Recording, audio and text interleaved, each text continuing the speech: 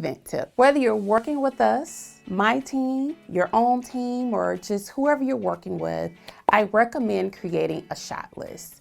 And this list can be used for both photography and videography. I'm not saying one list for both, but having a list for both of those types of services is helpful. I believe in it heavily because most often we get wrapped up in our event and realize afterwards, when we see our footage, there were things that maybe you wanted to capture that you forgot to mention. Maybe you had someone from your support system come and show up for this event and you're glad to have them there, or a guest of honor that was there and you didn't get a photograph with those people. So this allows you the opportunity to think about it when there aren't as many emotions involved and put that list together. When you hand it to your photographer or videographer, they will remember what's on the list and they'll use it as a checklist of sorts. So when they realize that they don't have that particular shot, they will encourage you about that shot. They will ask where those individuals are and put it together. Or even there are times that they will get with you beforehand to see how to best organize those individuals and just the general shot, or when it's the best time to take it, because it may not be people. It may be design elements that you need to get before the event starts, or something that is special to you that no one else would know the significance of it.